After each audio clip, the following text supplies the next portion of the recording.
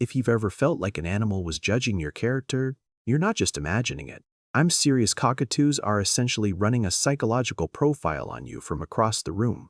And the part that gets to me? They started the moment they first saw you. Picture this. Somewhere in a park or someone's living room, a cockatoo is watching someone walk through the door. And that bird isn't just seeing movement like a security camera would. It's cross-referencing. It's a comparison.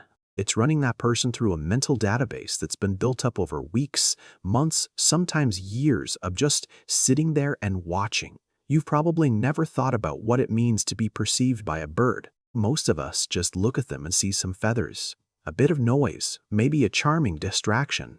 But here's the weird thing, while you're barely even registering the bird in your peripheral vision, that bird has already clocked your posture, how you walk, the angle of your approach, and it's filed all of that next to a memory of the last time it saw you. And trust me, it remembers if that last time went well. Think about a guy visiting a wildlife sanctuary for the first time. He's calm, he's dressed neutrally, he's not acting loud or threatening.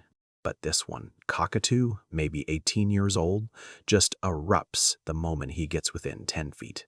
Feathers raised, pupils flashing, screaming with this intense laser-like focus.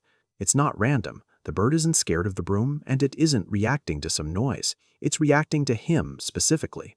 It's like the bird made a final decision about him before he even said a word. The handlers are confused, and the guy swears he's never been there before. Yet, the bird won't let it go.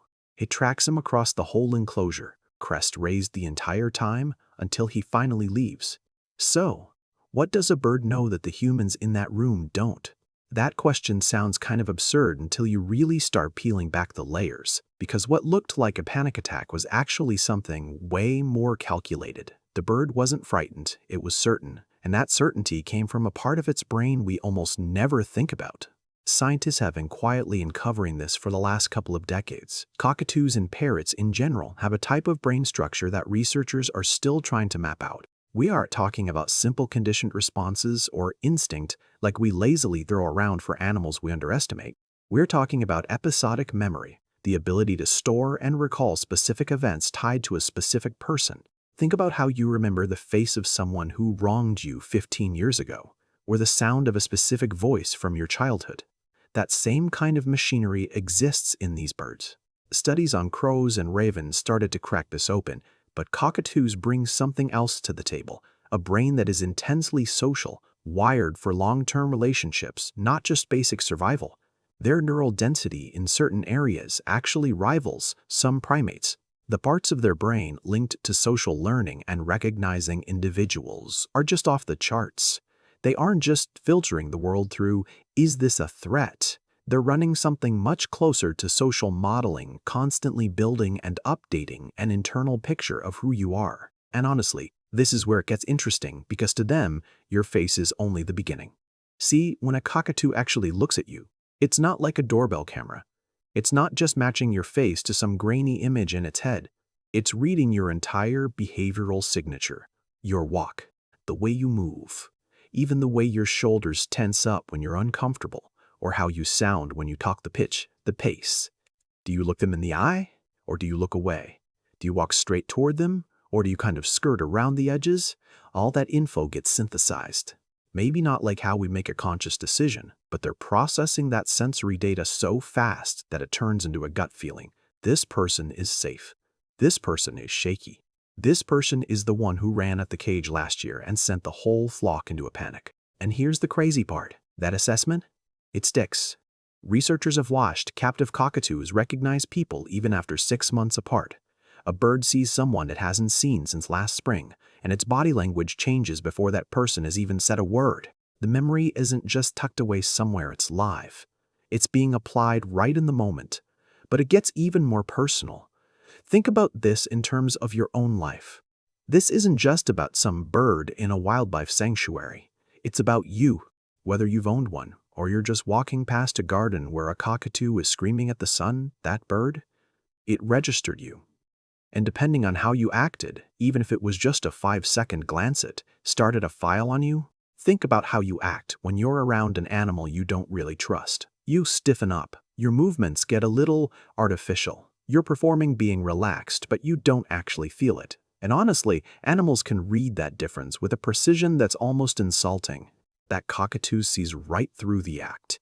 It classifies you completely differently than it would someone who's just completely at ease in their own skin. Basically, all those tiny things you do without even thinking, those are data points. It doesn't matter what you intended to communicate, the bird only cares about what your body is actually doing when it thinks no one smart is watching.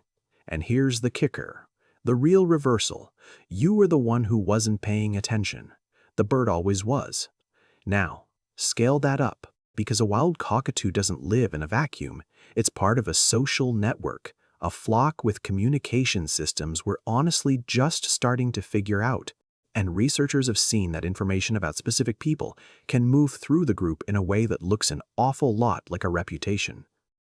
If a bird has a bad run-in with you, it'll start acting alarmed whenever you're around. And the other birds pick up on that immediately.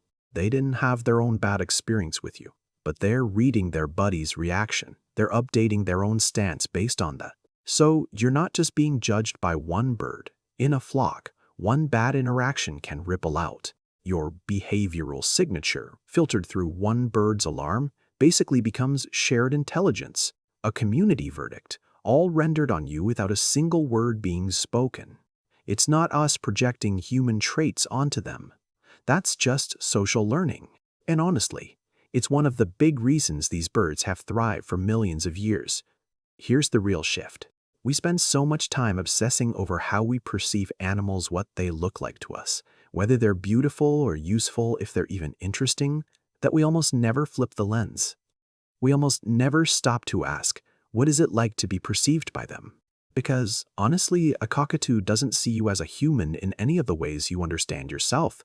It doesn't care about your job, your intentions, or that version of yourself you've spent so long building for everyone else. It sees patterns. It sees your behavior. It sees what you actually do when your guard is down, when you're distracted, or when you're just assuming the bird is a bird and not really paying attention. And in that moment, it's arguably seeing something more honest than most people in your life ever do. The file it keeps on you isn't built from what you say, it's built from what you are moment by moment, encounter by encounter, over months and years of just watching. You are never truly anonymous when a cockatoo is around. Every single visit, every glance, every moment of warmth or impatience, it's all being cataloged, and with a precision that honestly outlasts most human memory. So, the next time you're standing near one, maybe in a park, or just at home, or in a market where one's sitting there like some kind of small, feathered philosopher, just realize this, you aren't the observer in that exchange. You're the observer, and that bird has already made up its mind about you. The only question worth asking is, what has your behavior been telling it? Leave that in the comments. I'm genuinely curious, if an animal that had been quietly watching you for years finally had the chance to speak, what do you think it would say it had learned?